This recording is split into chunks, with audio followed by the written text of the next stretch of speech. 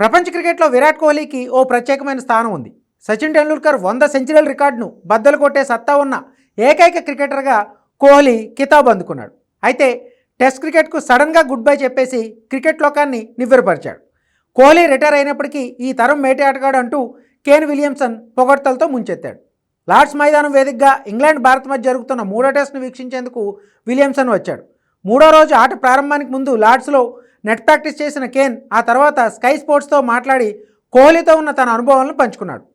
Cricket అంటే పిచ్చి ఉన్న దేశంలో కోహ్లీ ఎన్నో సవాళ్లను ఎదుర్కొన్నాడని విలియమ్సన్ వ్యాఖ్యానించాడు. విరాట్ గత 15 ఏళ్లలో మనం చూసిన అత్యుత్తమ ఆటగాడిగా అభివర్ణించాడు. అన్ని ఫార్మాట్లలోనూ ఉత్తమ ప్రదర్శన చేశాడని ప్రశంసించాడు. తమ మధ్య పోటీ అనే దానికంటే జట్టు తరపున పోరాడాలనే ప్రయత్నమే ఎక్కువంటూ కేన్ విలియమ్సన్ చెప్పుకొచ్చాడు. తామిద్దరం వ్యక్తులుగా ఎదిగామని, జీవితాన్ని ఒకేలాగా చూసామన్నాడు. కెరీర్లో కూడా ఒకేలా ప్రయాణించామన్నాడు. కోహ్లీది ఒరిజినల్ క్యారెక్టర్ అని ఎక్కడి నుంచో తెచ్చిపెట్టుకున్నది కాదంటూ కితాబిచ్చాడు.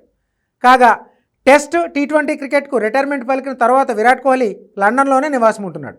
ప్రస్తుతానికి కోహ్లీ స్థానాన్ని గిల్ అందుకున్నాడు. కెప్టెన్గానే కాకుండా రన్ మెషిన్గా కూడా మారిన గిల్ ఇంగ్లాండ్తో జరుగుతున్న టెస్ట్ సిరీస్లో అద్భుతంగా రాణిస్తున్నాడు. ఇదిలా ఉంటే 5 మ్యాచ్ల టెస్ట్ సిరీస్ను 1-1తో సమంగా ఉండగా లార్డ్స్ వేదికగా జరుగుతున్న మూడో టెస్ట్ ఇరు జట్లకు కీలకంగా మారింది.